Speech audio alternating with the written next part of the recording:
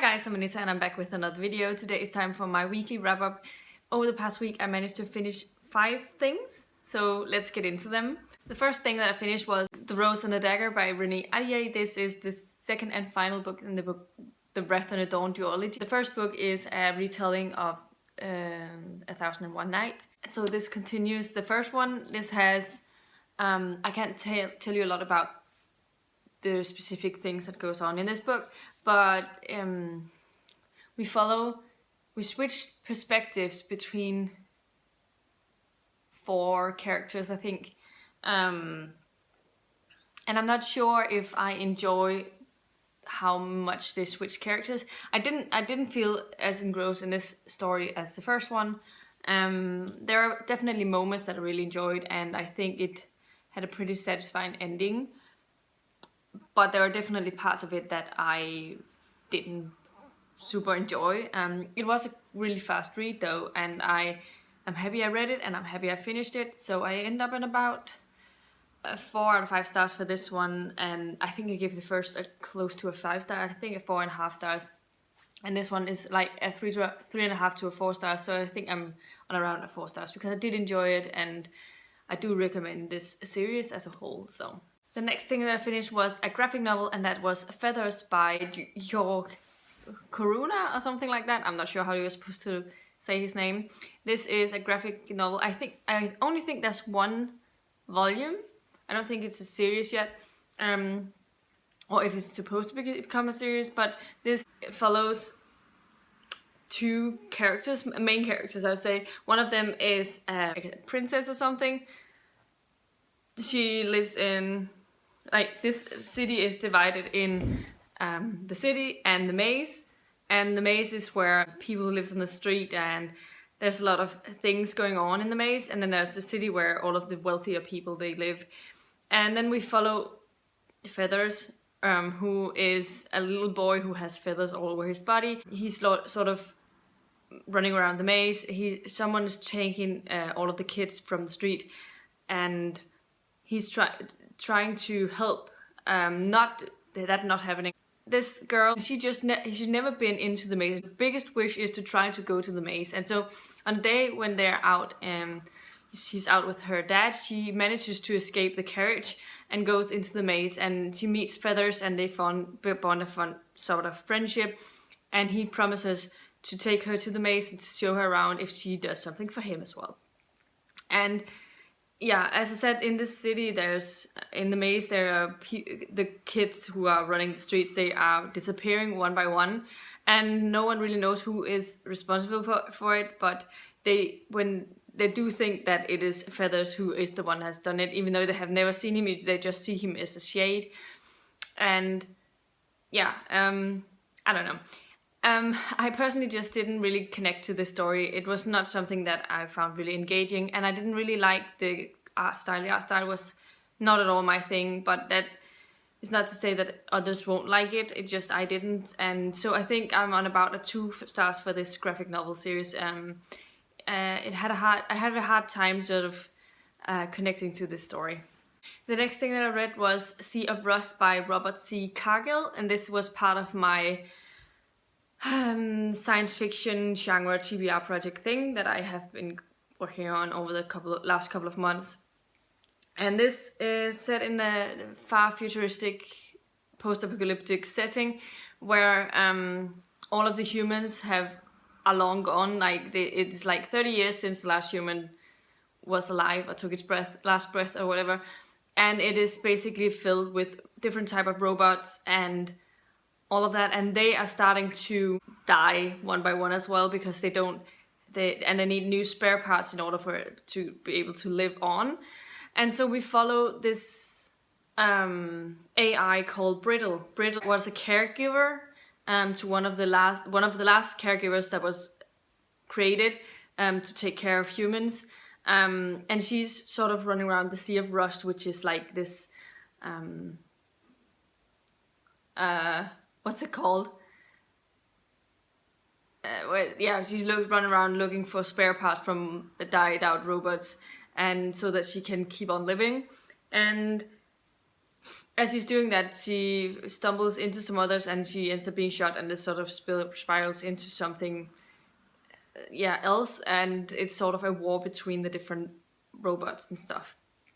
Overall, I find AI stories really interesting, and I think that the author did a lot of good things in this story to keep it entertaining and to find and to get the readers on board with the story. However, I just felt like my main complaint is probably that the Brittle, who is the main character, felt so much like a human that you sometimes forgot that she was actually a robot, and that just seemed a little wrong, considering this is an AI story. We want to know these robots, but we don't want them to be human, because if they were humans, but then she could just have written a story about humans instead. And I just, that sort of dragged this down a lot for me, because I kept paying attention to that. But otherwise, I enjoyed the story, and I ended up giving it about a 3 stars out of 5 stars. The next thing that I finished was Wundersmith, The Calling of Morrigan Crow. This is the second book in the Nevermoor series, and this follows Morrigan Crow. In the first one, we meet Morrigan Crow, and she's has this curse surrounding her, that she knows that on her 11th birthday she's going to die because of this curse. But just around midnight on her 11th birthday, this guy called Jupiter shows up and whisks her and says that she needs to come with him to Nevermoor, because she has to go, because she's going to be part of this world. And so he whisks her into Nevermoor, and she's going to be taking part in this trial to become part of the Wondrous Society. A Wondrous Society, whatever you want to call it. And so this is the follow-up to the Nevermoor story, and I just really enjoyed it. I don't have any complaints about this whatsoever. I think that the characters developed in a pretty nice way. I think we got to know a lot about some of the characters, and Morrigan also got through a big development over the book, I think, and I really enjoyed her. And she still has some things she's dealing with because of how she was treated as a kid, and you see how she's insecure about some things, and how she always believes that everything that happens around her that is not good is her fault. And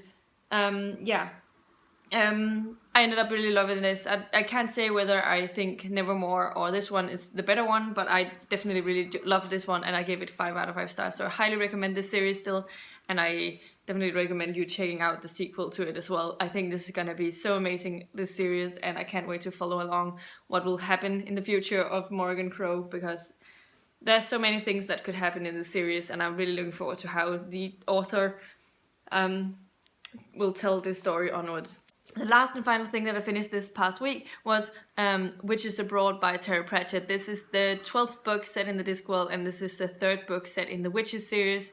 So we're back to following Granny Weatherwax, Nanny Oak, and Magrat. And in this one, we are basically following the witches when this fairy godmother passes away, and she leaves her wand in Magrat's care, and so she believes that this is her duty to take over the job as a fairy godmother. But somehow Granny Weatherwax and Nanny Oak convinces her that they have to go together, and so they are trying to do this job, and it's not as easy as it seems. And I found this to be a really, really fun story, and I just I really enjoyed the logic of the witches, their way of arguing about stuff. First up, I'll just read a passage from the book that I really enjoyed. They get drawn to heads like Magrat's in the same way that water runs into the hole in the desert. It was all due to her mother's lack of attention to spelling, she speculated. A caring parent would have spelled Margaret correctly. And then she could have been a Peggy or a Maggie. Big robust names full of reliability. There wasn't much you could do with a Magrat. It sounded like something that lived in a hole in the riverbank and was always getting flooded out. She considered changing it, but knew in her secret heart that this would not work. Even if she became Chloe and Isabel on top, she'd still be a Magrat underneath. And then when they're sort of discussing back and forth why she's not to go on her own on this. We start tomorrow, said Granny Weatherwax firmly. Look, said Magrat desperately, why don't I go by myself? 'cause you ain't experienced at fairy godmothering, said Granny Weatherwax. This was too much even for Margaret's generous soul. Well, nor are you, she said. That's true, Granny conceded, but the point is, we've not been experienced a lot longer than you. We've got a lot of experience of not having any experience, said Nanny Oak heavily. That is what really counts every time, said Granny. And I just love that. It's just the type of logic that they use and the way that sort of, yeah, that is just typical Granny Weatherwax, and I just love it. And so that is something that I really enjoyed from this. I don't know. I think I'm gonna go 4.5 stars for this one. I'm not really sure. It's not my favorite. I mean, I enjoy The Witches, but I don't love this as much as, for instance, The Reaper Man, the previous book to this, but I still really highly enjoyed it and will definitely recommend all of the Discworld books. Anyway, apart from those 5 things that I finished, I am also working on a couple of things. I've gone back to reading a little bit from Pelham. I've started on Blood of Dragons, the last and final book in the Rainwild Chronicles. I am probably going to be starting Guns of Avalon by Roger Zelazny today sometime. I also have started on The Woman on the Edge of Time, but that first chapter was strange and difficult to get into. I didn't really like the writing, so we'll see if it's something I'll continue, but I will definitely give it another chance. But so far I'm not into it, and I can't let it go after just 1 chapter. I'm gonna give it a couple more chapters, but I'm not really in the mood to read them right now. So those are the things that I've been working on over the past week as well. Let me know in the comments down below if you've read any of the books that I have been talking about today, what your thoughts were on them. Did you agree with any of the things that I've had to say? And are you planning on picking any of the books up that I've been talking about today based on what I've been saying about them? And yeah, if you liked the video, please give it a thumbs up, subscribe to my channel if you haven't already, and I'll see you in my next video very soon. Bye!